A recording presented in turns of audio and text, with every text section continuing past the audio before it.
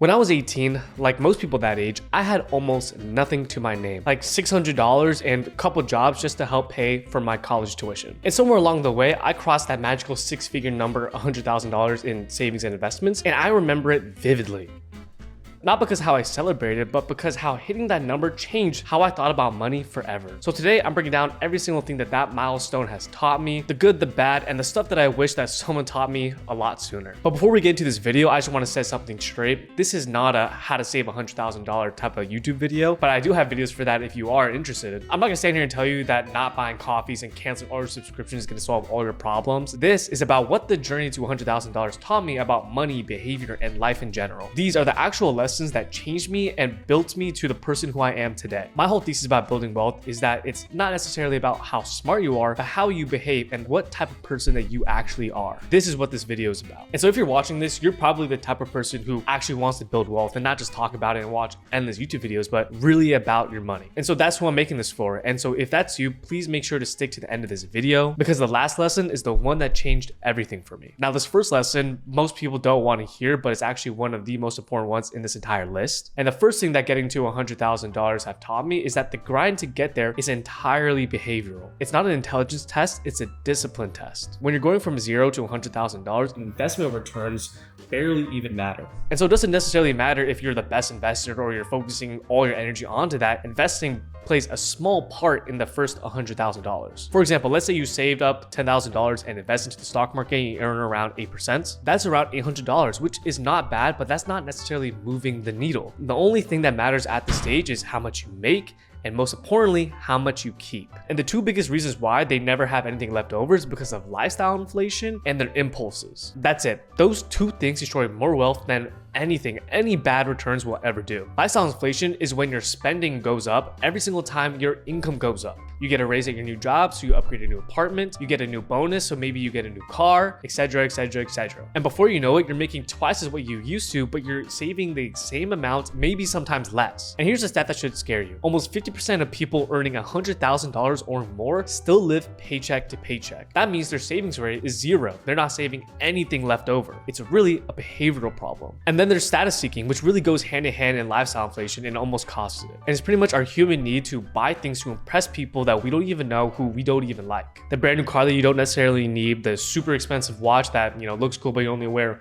once a year. Now, that's not wealth. That is building a performance. Now, I for one, probably just like you, have fallen into these traps. As soon as I started making good money, I immediately almost bought a new Tesla car just because I wanted to show everyone how successful I was. And that's kind of the harsh truth with getting to your first 100K. It's not necessarily being the smartest, but it's becoming the type of person who earns money and actually keeps it. This is a skill and lifestyle shift that most people never even develop. Even when they're older, it may take years, and some people may never even change. Now, this next lesson, I'm almost gonna contradict myself because I took that savings and taking control of behaviors to the extreme, and I kind of paid the price for it, and I saved way too much. I was way too frugal. And number two, the cost of over-sacrifice. And this is one of the lessons that I wish someone told me before I started or when I was a lot younger. When I was chasing that first 100K, I went way overboard with the savings. And I mean way too hard. I was way too strict. I skipped going out with friends because I didn't want to spend the money. Not because I necessarily couldn't afford it, but because I just didn't want to do it. I was honestly just focused on seeing the little number on my bank account go up. I even bought family and loved ones, cheap gifts. I didn't really try too hard and almost sacrificed my own health just for my bank account. I would eat the cheapest foods that I could find from like Walmart. I would pretty much live off of Costco hot dogs and reuse dryer sheets just because it would save me a couple extra dollars. I was that type of guy. I said no to dinner, going to concerts, experiences when I was 21, 22, missing the best years of my life, making memories with some of the best people that I've ever had a chance to encounter. And honestly, looking back, I would trade all the money that I saved just to go back in time and spend that time with the people that I love and to also just give back to my family and the loved ones and to pour into those relationships. And so I regret a lot of decisions that I did make, not all of them, because there were times where, I was just being, financially disciplined and smart, but a lot of it I did regret. And this is because I realized this one thing. The entire point of being financially free and financial freedom is to not worry about money. But because I was super cheap, I pretty much became a slave, a prison to money. And that's when I really came to the conclusion that financial freedom isn't about having the most money, it's about not having money run your life. And so the lesson is this: when you're on your journey, yes, you should be really disciplined and save aggressively, but not at the cost of your memories, health, and relationships that actually make life worth living. You don't get that time back, and before you know it, you may never see those people again. The balance does matter. And once I figured out the importance of having a balance, I also figured out the importance of needing a system. And this is because relying on your willpower and motivation will drive you crazy. I mean, it did with me. And honestly, once I implemented these systems, everything changed. All right, lesson number 3, systems beat willpower every time. Once I started automating my finances and investments, my life changed overnight. And not only was I able to save and invest more money, but I was actually able to enjoy my life and put a lot of my effort and mental willpower into things that I actually cared about more than just saving and investing. Things like my health, relationships, my business, and education. And so here's pretty much how this worked. Every single time I got paid, I would automate a certain percentage of that income into 3 different places. 1, my high-yield savings account, where I keep my emergency fund and other savings goals like a down payment on a house or for travel. 2, my investments to grow my wealth. And then the third automation would pay the bills like my credit cards. And pretty much whatever was left over was left for me to spend however what I wanted, guilt-free. I didn't have to think about it at all. I didn't have to motivate myself to save and invest my money. I didn't have to stop my cravings to, buy a chicken quarter pounder and not feel guilty. This system that I set up handled everything. And this freed up a lot of my time and mental energy to focus on things that truly matter to me and that would actually grow my wealth, which at the time, again, was my education and my business. Oh yeah, not to mention all the other things that make life worth living, like my relationships, health, and my mental well-being. And so here's how I think about it now. If you're making money decisions every single day, you're bound to make a mistake or just make a bad one. It's just math. And there's even a thing called decision fatigue, where basically the more decisions that you have to make, the worse quality and judgment your decisions become. And so automating your money and your finances removes those decisions entirely. And you pretty much only have to make that decision, once. You can change it later on, but you just have to set it and forget it and just let the machine run for you. If you want to learn how to set this up and automate your finances, I'll put a link to my free guide down below in the description. But once you have the system running and you're being consistent, there comes a point to where something crazy happens. And this is the lesson where I truly became a believer: the compounding inflection point. Now, this is when all the personal finance things and lessons kind of clicked for me. And it goes back to that Charlie Munger quote about how your first $100,000 is going to be the hardest. And he's not just talking woo-woo nonsense, it's just basic math and statistics. Let me just show you what he's talking about. If you have $10,000 and you earn around 7% a year, you'll make around $700, right?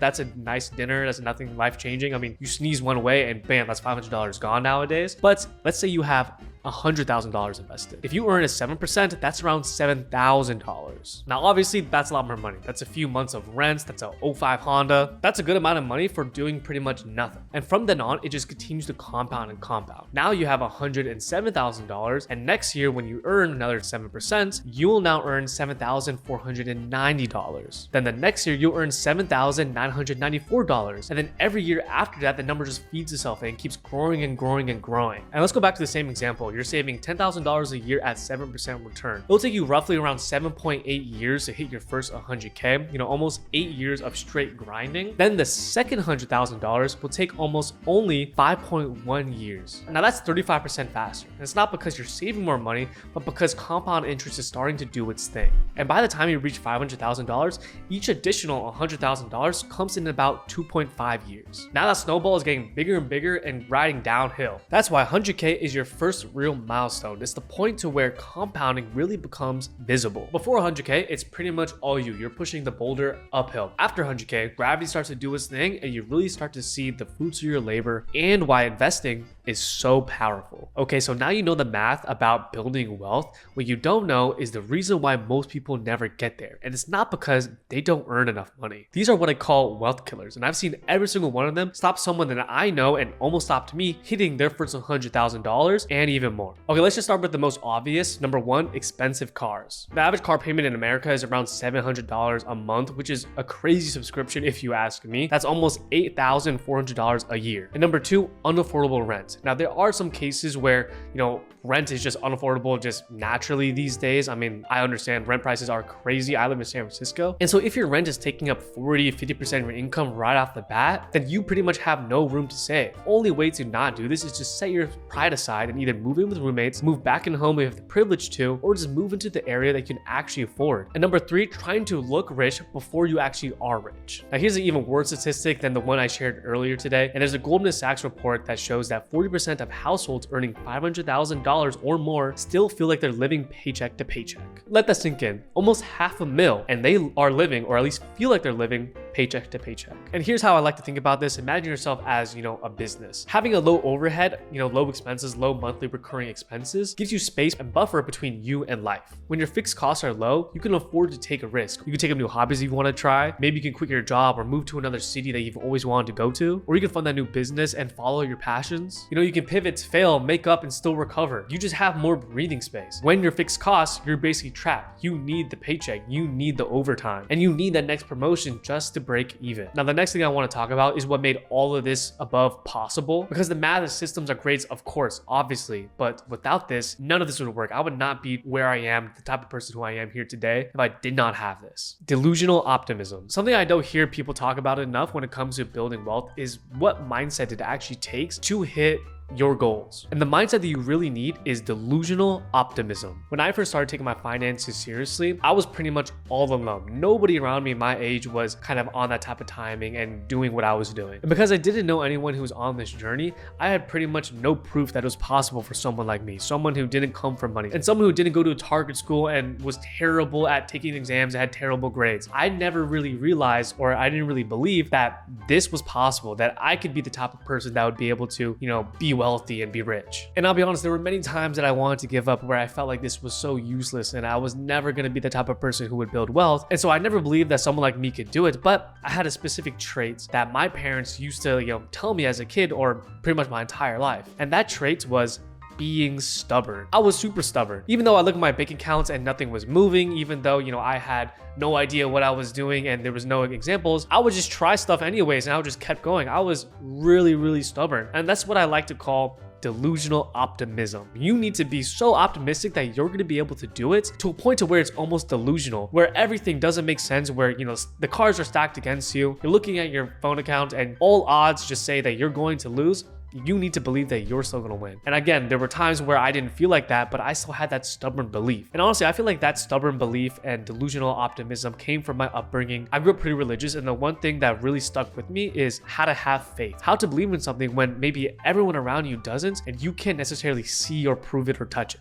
Now, that concept of faith really helped me in this because I had faith that, I would figure it out. I had faith that God had a plan for me, and somewhere along the way, I'd be able to do it. Call it stubborn, call it faith, call it delusional optimism. It's all the same thing. You need to believe in yourself to the point where you're delusional. And there's a story that I think about all the time that really shows this. For years, scientists and athletes believed that running a 4-minute mile was just physically impossible. Like the scientists thought that your body would just literally explode until 1954 when an athlete called Roger Bannister did it. He did it. He was the first one ever to run a sub 4-minute mile when all the scientists thought it was impossible. People tried, but no one did it. Everyone thought it was literally impossible. And the crazy thing is, after someone proved them wrong and showed them that it's possible, many other athletes started setting records as well and running sub 4-minute miles. All they needed was a proof of concept, a proof that someone else can do it. And then something just clicked in their mind and then they did it. So the barrier was never physical, it was mental. They just needed to see that one person do it to believe it was possible. And that's what building your wealth is and reaching your first 100K is like. If you don't truly believe that you could do it and it's possible,